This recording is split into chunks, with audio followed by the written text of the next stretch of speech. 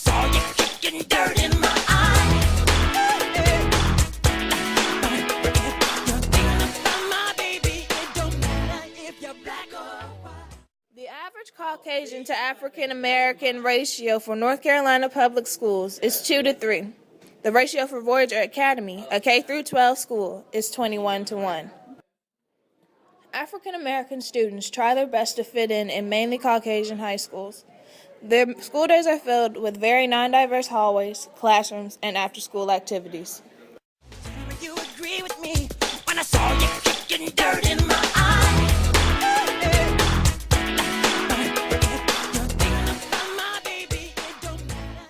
In this episode, you will learn how new African American students learn to deal with the pressures of the lack of diversity at their new high school. You will follow Alexandra, Amani, and Samira and see how they deal with going from a school with a 1-to-1 ratio to a 21-to-1. You'll meet some of their friends, family, and peers. You'll get their opinions on the minority subject. Will the new environment affect their learning? Find out on this episode of True Life, I'm a Minority. This is Amani and Alex. They're going to talk to us about how Voyager has changed them and their academics. And I'm Alex. And we came from Research Triangle High School. And last year, Research Triangle High School, it was a really diverse school. And it was mainly, half African American, half white, and which actually was kind of easier for me To adjust to Yeah, the to school. adjust because I felt more Comfortable around the comfortable. people Yeah, around. around. I knew it was a mainly Caucasian school, but I did not know it was that. Yeah, I did not know that the race ratio was 21 to 1, which to me is just like, it's crazy. It's like, what? And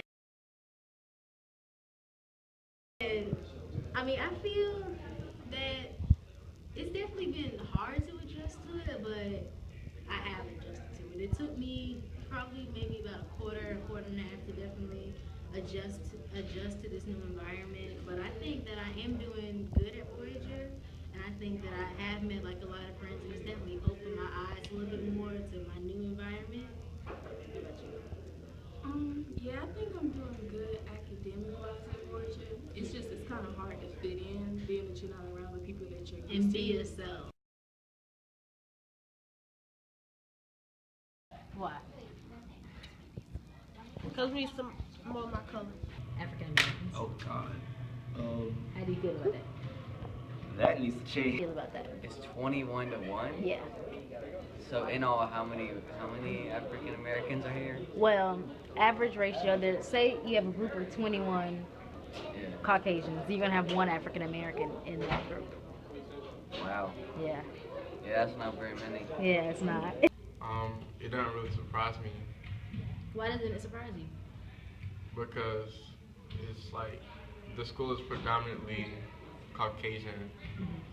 How did you get that? You just counted up the number of minorities We researched. and research? Mm-hmm. So there's 420 students here. So you would have to count how many minorities there are, and then we could probably make a calculation. I would imagine. Well, that might be about right actually. So that would make it what? 420 divided by times divided by. His reaction. All right, so here we are. We're in front of Mr. Gatlin's room, and he's a civics economics teacher, and we want y'all to see how there's not that many African Americans, or there's not that much race besides Caucasian in there. So, come with me. Oh, yeah, north down, oh, it's all up on the south. What's up,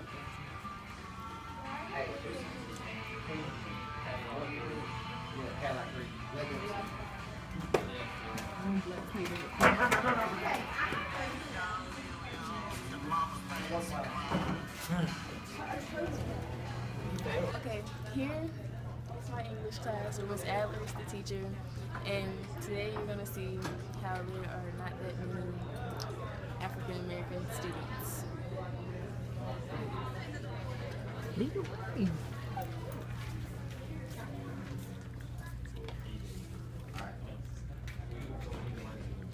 Okay. This is Miss Dean's third period, one of the most diverse classrooms at Voyager. See, like the thing that I like, so I hold it with discipline. The majority of African American students eat their lunch in Mr. Boyer's room. Recently, Mr. Gatlin closed his lunchroom, making some of the Caucasian students come to eat lunch in Mr. Boyer's room. Here are some of the students' opinions about the lunchroom switch. So, I'm sorry. Well, I feel like we don't have enough space to like do our own kind of thing because our squad here, we need to like have time to talk about stuff, and we kind of want to have like peace and quiet. People over there are like yeah in my ear, and I can't really like talk to Logan or to my girl Alex, but then I can hear Lex and I can hear the white kids over there screaming and yelling. So we came over here. I think any establishment, especially in a school setting, people probably have negative connotations with Voyager not being as diverse as some other schools. But you get judged if you have a lot of diversity. So every time like somebody asks me what school do you go to, and I say Voyager Academy, they're like, oh, that white school. I'm like, yeah. I don't think so, no. Because everyone thinks it's like a rich white preppy school, and then there's like no any minority. I mean, everywhere you go, people are always like, they think we're rich. Everybody here is rich white kids or rich if they go here, and that's not always true.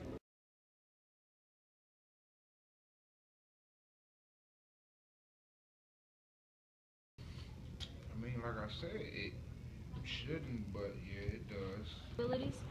Yes, I do also, because with the race numbers, feeling comfortable with the different races and the number of race also. Yeah, because we won't have that many cliques around. Mm-hmm. More people will be involved with the school and other organizations and clubs. Yes, because going up to a group of people that might be different than you, you might want to hold back and not be yourself around them. Recently, Samira has stated that she feels uncomfortable in her advisory due to the segregation. Here we have Samira finally facing her fears and talking to her advisory. So Samira, how come you're sitting by yourself over here? All lonesome. It's advisory. It's not my group of people that I talk to. Okay, but how come you're not bonding with them over there? They got their cliques and I got mine. How about you go over there and try to mingle with them? Why? I don't. They turn this Not a mingler. Go try. I'm a little uncomfortable. Why are you uncomfortable? Because I don't really know them like that. Like, Why would you get to know them? Get to know them? It's a little late to get to know them. They've known each other since they were in like kindergarten. Okay, but you can still try to be invited there. Try to meet friends. Meet new people. Why don't you go try to meet them? In my advisory? Mm-hmm. I mean, a little bit. How come? I mean, there's like this group of people that just kind of have known each other for a really long time. Mm-hmm. And like those of us who came later kind of don't know as many people like that. So. Have you ever tried to like get to mingle with them or try? Yeah, I mean, I talk to them sometimes. I'm not that uncomfortable. I kind of just come in here to hang out and get through. I was gonna go, but I'm not in Spanish too. So. Yeah. Did Miss what's her name say that you could do the accelerated Spanish section? Did she tell you to? No. I mean, I'm doing good at her class. She just doesn't like the way I pronounce some things. Yeah. You can't help that. I know. You have an accent. Like, southern accents, you can't really speak Spanish. Like she said, I have a southern accent too. No, you don't. You have an accent. She's from Colombia. Good morning, Voyager. I think the minority problem at Voyager does affect me as a student because sometimes I feel a little intimidated because there's not that many, African Americans or the minority is just so small here. And it does sometimes make me feel just a little bit uncomfortable, but it's just something you gotta deal with. I feel like being a trans minority can be a distraction during class time. Like, say there's one African American student in a classroom full of Caucasian people. It can kind of be a distraction because it may make you feel uncomfortable. So I feel like it should change. I think that Voyager having such an extreme minority problem shouldn't be a problem, but it is. I think it serves as a distraction to students that they're so focused on them being uncomfortable that they can't focus on getting their education.